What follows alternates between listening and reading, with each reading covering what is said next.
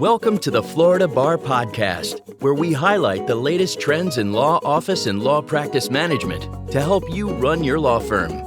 Brought to you by the Florida Bar's Practice Resource Institute. You're listening to Legal Talk Network.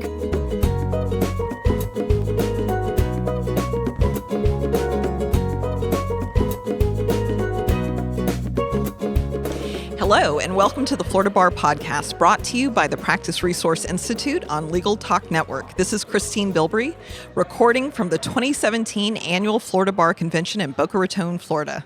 And I'm Jonathon Israel, Director of the Florida Bar's Practice Resource Institute. Thank you for joining us today. So in this segment, we have Suzanne Clark and Parke McManis, and they spoke just a little while ago to our CLE attendees here in Boca Raton all about e-discovery digital evidence. So I want to start with you, Suzanne. Tell our listeners, where do you work and what do you do? I am an associate attorney at Jimerson & Cobb.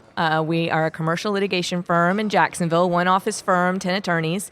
And I specialize in commercial litigation, but I also deal in electronic discovery. So whenever any of the attorneys at the firm have an issue with the data in their case, I get to come in and be involved, and I do a lot of liaisoning with the project managers and e-discovery vendors that we need in order to handle our data and our clients' data. Okay. And Parke, where do you work and what do you do? I work at Complete Discovery Source. We are a e-discovery service provider. We're headquartered in New York, and then I'm the managing director of the Washington, D.C. office. We specialize in large-scale litigation, very highly consultative, and I came down for the event from D.C. And we're glad you did. Thank you. So we have attorneys that are all different levels of tech savvy. So how did you kick this off today in the CLE? What were the important things that you wanted to share with those that are waiting in and those that know? Well, we knew this was a basics course and a technology course, especially now that we have a technology CLE requirement, That's right. which is very exciting for us techie attorneys.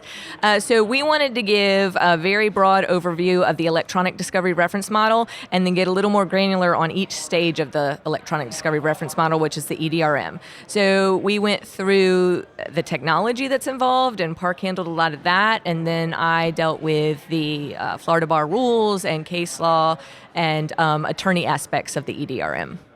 Yeah, and kind of coming into it, the idea was to be an e-discovery 101 type course, kind of intro to e-discovery, because e-discovery is not really something that most attorneys deal with, and it is presented to them. They're not super excited about learning about it, so it can be a little intimidating as well. So the idea was really just to give a real intro level, and for someone who knows nothing about e-discovery or has maybe heard the words but had no idea what they meant, to give them, to kind of translate for them and give it to where now they at least know a base level and can have an intelligent conversation about e-discovery with their colleagues and, more importantly, with opposing counsel.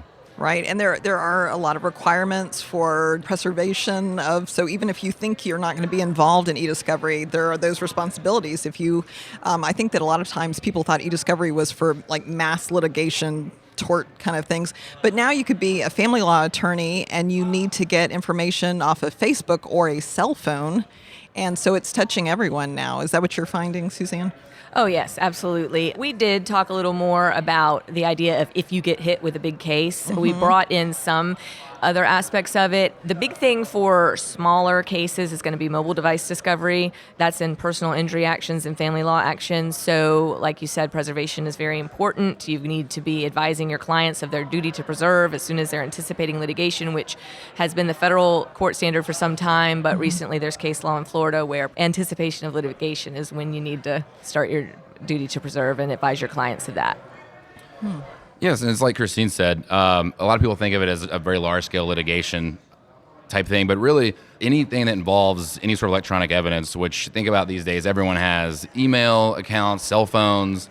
There's actually this isn't something that we dive too deep into it, but there's a whole internet of things out there that even the e-discovery industry is figuring out how to discover. I think there's already been a case where someone tried to subpoena information from the Amazon Echo.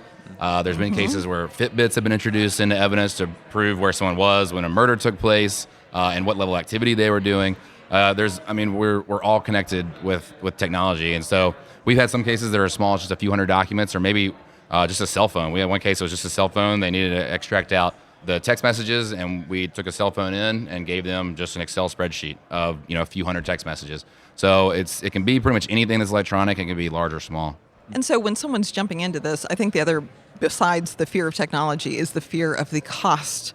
So if someone's coming to your company and they're a solo and it's something like that, I think they're worried that when they come to you, you're going to say, we don't do that small potatoes work. So you don't know where to go. So what do you tell the attorneys that were in here? Like, where should they start? Is it based on the size of what they're dealing with, or?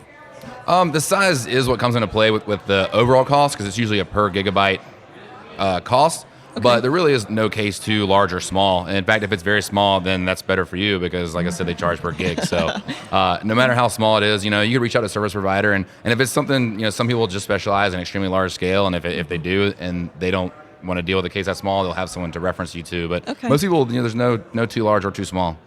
Good.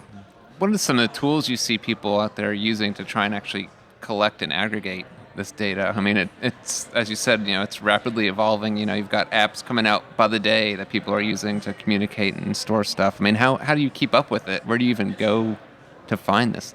So events, there's Legal Tech as an event that we went to that was in New York this year, and that's one of the things they talk about, these technology in the law type events, and that's the thing is as a new app comes out, there's you have to figure out how to collect the data. And right. So when the app comes out, no one's even looked at the app, much less figure out how to break it down and collect from it and all that stuff. So that's really at the leading edge. So even a lot of the experts don't know the answers to some of those questions as far as the leading edge type stuff. But really, you reach out to anyone who's an e-discovery professional, and most of the time they can tell you where to start with the basic things, email, computer, that type stuff. Because there are special tools that can go into cell phones or computers and draw that information out. Also, we have professional organizations. So the Association of Certified E-Discovery Specialists, which is ACEDS, and our website is aceds.org. Parke and I are both members. We have an annual conference. We have local chapters. Jacksonville has a chapter of ACEDS. DC has a chapter. We're actually, Parke's on the DC board. I'm on the Jacksonville board. So the great thing about ACEDS is it brings together professionals that are service providers, records management people, attorneys, paralegals, and we get together at these conferences. ACEDS does webinars, they do training. Both Parke and I are certified e-discovery specialists.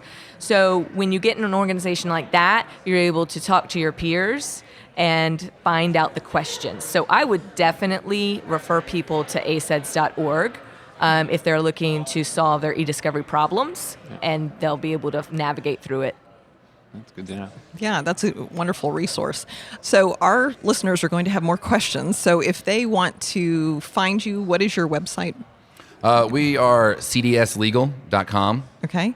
My name is Parke McManis. Like I said, I'm the managing director of the DC office. We're headquartered out in New York. You can find all the contact information on there. There's an option to go ahead and get information about your case. You can submit it right there on the website. Oh, excellent. Complete Discovery Source is the name, cdslegal.com is the website. Wonderful. And Suzanne? Jimerson Cobb is my law firm. And also, I'm happy to connect with anyone on LinkedIn. If you want to just private message me, I will respond. I love talking about electronic discovery. Excellent. Well, this has been another edition of the Florida Bar Podcast, brought to you by the Practice Resource Institute on Legal Talk Network. And I want to thank our guests. At the end of the day, we really appreciate it. It's been a long day here, but we got a lot done. And if you liked what you heard today, please find and rate us on iTunes. I'm Christine Bilbrey. And I'm Jonathon Israel. Until next time, thank you for listening. Thanks for listening to the Florida Bar Podcast, brought to you by the Florida Bar's Practice Resource Institute and produced by the broadcast professionals at Legal Talk Network. If you'd like more information about today's show, please visit LegalTalkNetwork.com, subscribe via iTunes and RSS. Find the Florida Bar, the Florida Bar Practice Resource Institute, and Legal Talk Network on Twitter, Facebook, and LinkedIn. Or download the free app from Legal Talk Network in Google Play and iTunes. The views expressed by the participants of this program are their own and do not represent the views of, nor are they endorsed by, Legal Talk Network, its officers, directors, employees, agents, representatives, shareholders, and subsidiaries.